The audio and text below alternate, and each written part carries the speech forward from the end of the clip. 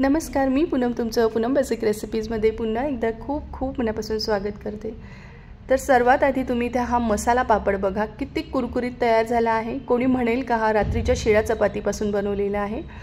तर मुलं घरी असली की प्रत्येक आईला प्रश्न पडतो की त्यांना वेगवेगळं नवीन काय बनवून द्यावं किंवा मुलांनाही सतत काहीतरी वेगळं खायला हवं असतं। त्यावेळी तुम्ही अगदी शिळ्या चपातीपासून हा मसाला पापड बनवू शकतात। माझी मोठी लेक हा मसाला पापड खूप छान बनवते, तीच रेसिपी मी आज तुमच्याबरोबर शेअर केली आहे। चला रेसिपीला सुरुवात करूया। तर या ठिकाणी बघा, 2 मी मोठ्या आकाराच्या चपात्या घेतल्या आहे।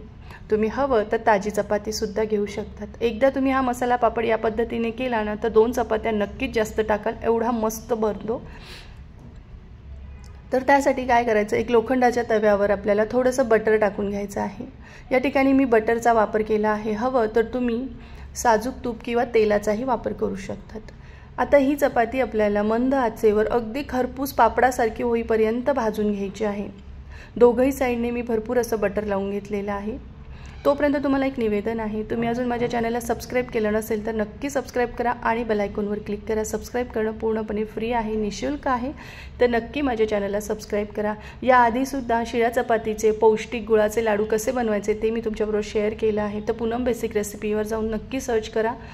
अगदी मस्त असा गोल्डन रंग येईपर्यंत आपल्याला ही चपाती भाजून घेणं गरजेचं आहे, नाहीतर मग ती वातडी लागते, व्यवस्थित तुटत नाही। त्यामुळे भाजताना सावकाशपणे मंद आचेवर भाजून घ्या। हे बघा, अशा प्रकारे ही चपाती पापडासारखी तयार झाली पाहिजे। आणि बटर लावल्यामुळे अजूनच हिचा स्वाद खूप छान लागतो। नुसती सुद्धा चाट मसाला टाकून तुम्ही ही चपाती कडक करून खाल्ली तर ही अगदी खाकऱ्यासारखी लागते। तर मी दोघंही बाजूंनी छान गोल्डन रंगावर ही चपाती भाजून घेतली आहे। आता आपण ही एका डिशमध्ये काढूयात आणि दुसरी चपाती सुद्धा मी अशाच प्रकारे भाजायला ठेवून देणार आहे। दुसरी चपाती भाजते तोपर्यंत आपण मसाला पापड बनवूयात। मस्त कडक अशी भाजली गेली आहे। आता आपण यावर थोडासा आधी चाट मसाला टाकून घ्यायचा आहे। प्रत्येक आईला प्रश्न पडतो की वेगवेगळं काय करून द्यावं, तर तुम्ही एकदा हा मसाला पापड करून बघा, शिळ्या चपातीचा तुम्हाला खूप आवडेल। यावर थोडासा बारीक चिरलेला कांदा टाकायचा आहे। त्यानंतर यावर तुम्ही स्वीट कॉर्न सुद्धा टाकू शकतात, वाफवून घेतलेले असेल तर अवश्य टाका। आता आपण यावर बारीक चिरलेला टोमॅटो टाकून घेऊयात। त्याचबरोबर बारीक चिरलेली कोथिंबीर भरपूर घाला, कोथिंबीरीमुळे या मसाला पापडला एक मस्त चव येते। त्यानंतर आपण यावर थोडीशी पुन्हा लाल तिखट टाकून घ्यायचं आहे। बेताचं घालायचं आहे, लहान मुलं खाणारे असतील तर लाल तिखट।